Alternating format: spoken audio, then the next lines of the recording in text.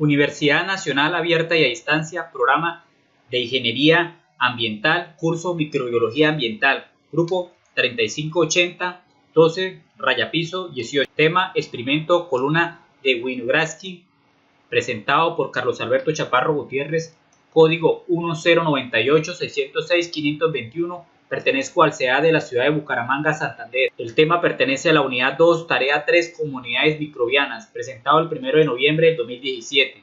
Primero, procedimiento de montaje del experimento columna de Winogradsky. El lugar de recolección fue el pozo séptico de Aguas Negras del área administrativa de la empresa Indupalma, Industria Agraria La Palma, en la plantación del municipio de San Alberto Cesar. Como ustedes pueden observar, ahí está la imagen de mi persona recolectando el agua del estanque. Este es el lugar donde se recolectó el agua. El siguiente paso fue los materiales a emplear: un recipiente de plástico, que en este caso era un recipiente de dulce, también periódico picado, hojas secas picadas. Los lodos provienen también del pozo séptico. Fuera de los anteriores materiales también se utilizó una puntilla, una bolsa de plástico para la parte de arriba. La altura del recipiente es de 29 centímetros. La cinta de enmascarar que se ve alrededor son los 10 centímetros donde se van a depositar los lodos. Acá podemos observar el momento de la disposición de los lodos en la parte inferior. Acá podemos ver el mezclado del papel periódico.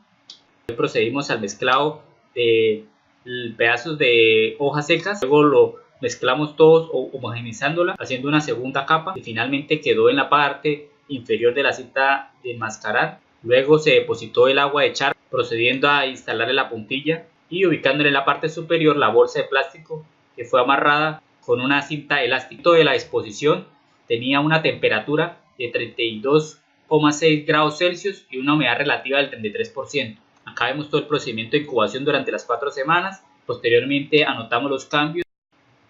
Seguimiento del experimento columna de Winogradsky.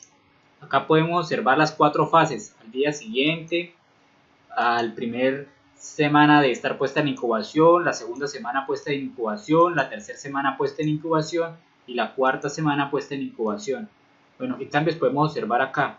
Bueno, que los microorganismos, tanto en su recipiente oculto, por liberar del dióxido de oxígeno, podemos ver que en el día anterior pues el agua se encontraba totalmente turbia, no se puede diferenciar nada, pero en la primera semana ya se pueden ver las primeras características de diferenciación.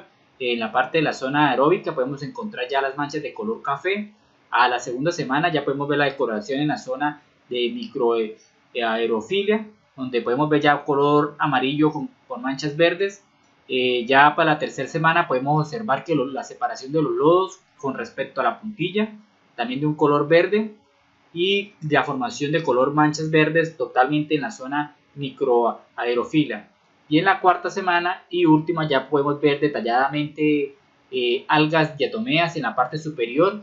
Esto se debe principalmente porque el hidróxido de azufre junto con el dióxido de azufre, la generación de este cambio bioquímico, generan partículas de oxígeno por liberar, ya que como se encuentran totalmente aisladas por la banda ancha amarrada sobre el plástico, no permite la liberación de oxígeno, y esto es lo que genera.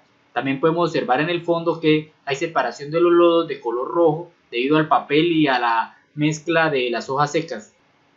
Tercero, análisis de los resultados experimento columna de Winogradsky. ¿Por qué se forman manchas negras en el lodo?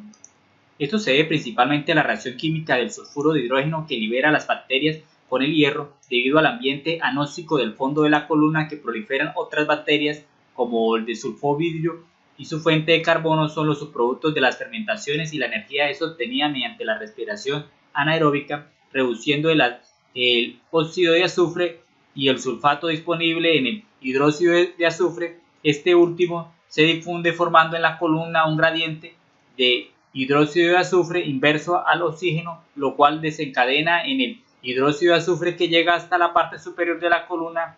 Es oxidado a sulfato por bacterias incoloras anaeróbicas como la Vegeatona, la Thiobacillus, la Triotis, que esturbian la superficie del líquido, visualizada como manchas negras en el fondo del recipiente, que eso sustituye el agua si se produce un azufre elemental.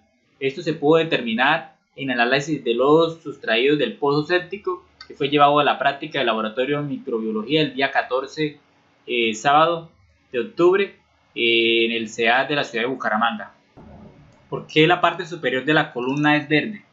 En las zonas superiores pueden crecer también cianobacterias fotosintéticas, lo que se visualizan como un tapete de césped de color verde. Estas bacterias se caracterizan por ser las únicas que realizan una fotosíntesis similar a la de las plantas. De hecho, hay poderosas evidencias de que los cloroplastos de las plantas proceden de cianobacterias acentrales que se establecieron como simbiontes dentro de las células de algún eucariota primitivo, y de forma paralela hay también evidencias igualmente de fuentes de que las mitocondrias de los eucariotas actuales se derivaron de bacterias púrpuras acentrales por similar sistema de endosimbiosis. Acá podemos observar los materiales empleados, la fase inicial y la fase final. ¿Cuáles son las fases anaeróbicas, aeróbicas y microaerofilia de la columna? Bueno, al cabo de las 3 semanas de comenzar la observación, una serie de comunidades microbianas en la columna que se derivan de arriba abajo son las siguientes. Zona aeróbica. Esta es la parte de la columna más rica en oxígeno y más pobre en azufre. En conclusión, pues ahí podemos ver el hábitat acuática, donde aparecen las famosas flagelados, que al moverse se establecen en unas nuevas áreas, así como organismos fotosintéticos como las algas, principalmente las diatomeas.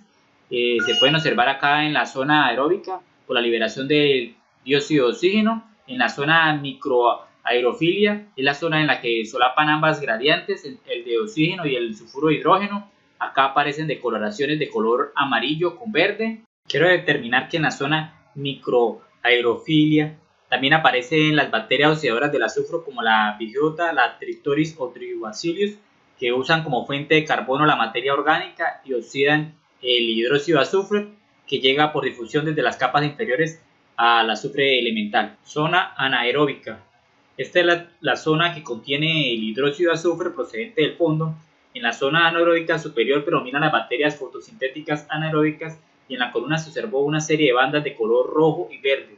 Las bacterias rojas no de azufre, que son la Rhodospirius y la Rhodomicrobium y la Rhodopseudomonas.